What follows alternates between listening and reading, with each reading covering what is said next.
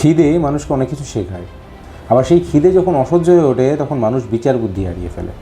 মাদাগাস্কারের দক্ষিণাঞ্চলে আজ রান্নাঘরে নেই কোনো সুগন্ধ, না আছে কোনো শস্যের ঘ্রাণ। সেখানে ধুলোবালি মাখা বাতাসের সাথে মিশে আছে কেবল এক মুঠো কাদা চিবানোর শব্দ। যেখানে আকাশ আজ পাথর হয়ে গেছে আর মাটি হয়ে গেছে মানুষের শেষ আহার। তো চলুন আজ 90 সেকেন্ডস ফ্যাক্টসে আমরা জেনে নিই সেই হাহাকারের গল্প। আপনি কি কখনো কল্পনা করতে পারেন যে আপনি আপনার ক্ষুধার্ত সন্তানকে খাবারের জন্য ভাতের বদলে এক টুকরো মাটি দিচ্ছেন?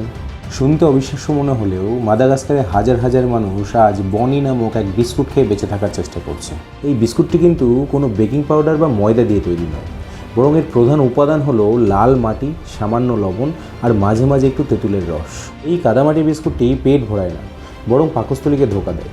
বিশেষজ্ঞরা বলছেন এই খাদ্যাভ্যাস শিশুদের শরীরে ভয়াবহ অপুষ্টির সাথে দীর্ঘমেয়াদী পেটের রোগ সৃষ্টি করছে। জলবায়ু পরিবর্তনের ফলে দীর্ঘদিন যাবৎ এখানে কোনো বৃষ্টি নেই, ফলে ফসলও নেই। এর সাথে ক্যাটাগরি 5-এর ঘূর্ণিঝড় আর পঙ্গপালের আক্রমণে এখানকার মাঠের পর মাঠ এখন ধূসর মরুভূমিতে পরিণত হয়েছে।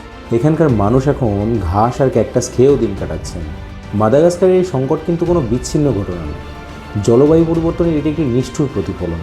তাই এরপর যখনই আপনি খাবার অপচয়ের কথা ভাববেন সেই শিশুদের কথা, যাদের কাছে আজকের ডিনার মানে শুধু একদলা শুকনো কাদা। তাই সবশেষে বলবো যে খাবার অপচয় করবেন না, কারণ আপনি যে খাবার ফেলে দিচ্ছেন সেটি হয়তো অনেকের কাছে রাজভোগ। ভিডিওটিকে শেয়ার করুন আর সাথে ফলো করুন 90 সেকেন্ডস ফ্যাক্টস।